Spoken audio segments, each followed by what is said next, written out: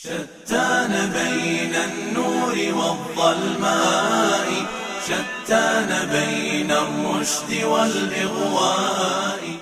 And the Prophet ﷺ said, when my ummah will have 15 characteristics, then the azab of Allah will descend upon them. Halla bihal bila. Then the azab will descend upon them. إِذَا كَانَ الْمَغْنَمُ الدُّوَلَ. When the people's wealth will be usurped by those who are in authority, those who are rich, they will take the general masses of wealth and they will regard it as their own. And you look today, you look in Pakistan and the India subcontinent, people will fight an election, they will spend 5 lakh. Why? Because they know that when they become the MNA or the MP or the councillor, they will take 50 lakh. And nothing will go to the general public. Nothing.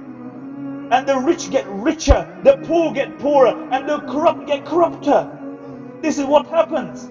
إِذَا كَانَ الْمَغْنَمُ دُوَلًا وَالْأَمَانَةُ مَغْنَمًا. And when people will regard amanat, when they are given a trust, they will think it is their own wealth. They will not give it to anybody else because they will regard it as their own wealth. And you see this all the time. Really, when the government gives money to organizations, it lines their own pockets. The general public never see this money. And this is amana. This is a trust. وَزَكَاةٌ مَغْرَمًا. And when people will regard zakat as a tax, they will regard zakat as a tax. And you see this, then they will make the most wild excuses that they can. When General Zahir made it a law in Pakistan that every person, their zakat must be taken from their bank, what did so many Sunnis do? They became Shias. They became Shias. And they wrote that we are Shias. When zakat becomes a fard upon you, it is no longer your wealth. It belongs to the poor. Don't you forget, whatever you have is from Allah subhanahu wa ta'ala. And how often do you see Muslims, people who go from England and they go to their country, and in one day they will blow thousands of pounds in one day. And in that very same city, in that very same village, are people who are chronically ill and they don't have enough money to buy the medicine. There are parents there who don't have the couple of £1,000 or the few £100 to marry their daughters off. And these people will blast thousands of pounds in a day. And when it comes to zakat, a zakatum maghraman, they will regard it as a tax. How often do you see people from here who go to India, Pakistan? What for? For dog fights. And they spend thousands of pounds on a dog fight. And in that very same place, there are Muslims who don't know where the next meal is coming from. There are Muslims in Nigeria who are starving to death, and you are spending thousands of pounds on dog fights. But when it comes to giving zakat, you regard it as a tax. The Prophet ﷺ said, when man will obey his wife and he will disobey his mother, when he will be good to his friends and he will throw his father far away. And you see how many people today, they're the murids of their wives. They're the murids of their wives. And they totally disobey their mothers. Why? Because they're infatuated with this new love. Your wife has rights and your mother has rights. They both have rights, and it's imperative upon you to fulfill the rights of both and not forget any of their rights. And then the Prophet ﷺ said, وَإِرْتَفَتِ الْأَصْوَاتُ فِي الْمَسَاجِدِ. And people will forget the sanctity of the masjid. They will shout in the masjid. Voices will be raised in the masjid. Janab kya. You will forget the adab of the masjid. And voices will be raised.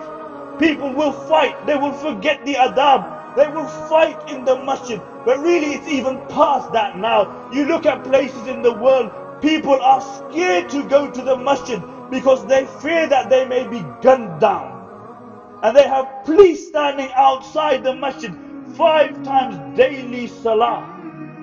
And then the Prophet ﷺ said, وَكَانَ زَعِيمُ الْقَوْمِ أَرْذَلَهُمْ. وَأُكْرِمَ الرَّجُلُ مُخَافَةَ شَرِّهِ, that the leader of the qawm and the nation will be the degenerate, the scum, the most self-centered person.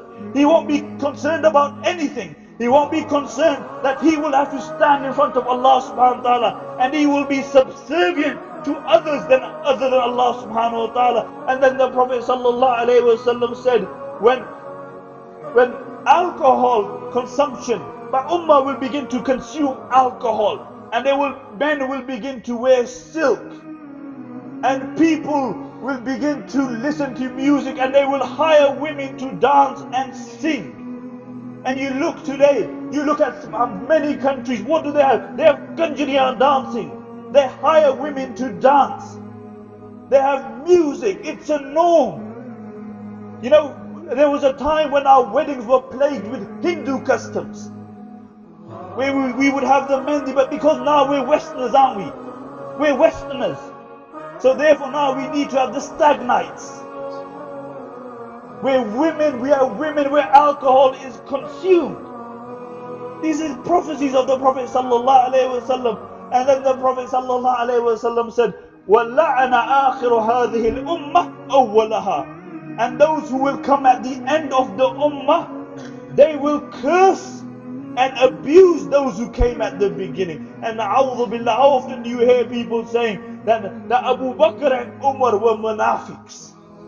How often do you hear people saying, slandering, saying that Aisha radiallahu anha was an adulteress, the most beloved person to the Prophet sallallahu alaihi wasallam? How often do you hear people saying, oh, Imam Abu Hanifa, he only knew 17 hadith. He only knew 17 hadith. And the Prophet sallallahu alaihi wasallam said, when you will have these characteristics, فَلْيَرْتَقِبُوا إِنْدَ ذَلِكَ رِيحًا حَمْرًا. Then when this happens, وَمَسْخًا وَخَصْفًا وَزَلْزَلًا. When you have these characteristics, then wait, the azab of Allah will come. You will have earthquakes. And understand, when the azab of Allah comes, it takes everybody up. It doesn't spare anybody. It takes the good, the bad, the evil, the young, the old. It takes everybody up. It spares nobody. مولاي صل وسلم دائما أبدا على حبيبك خير الخلق كلهم. مولاي صل وسلم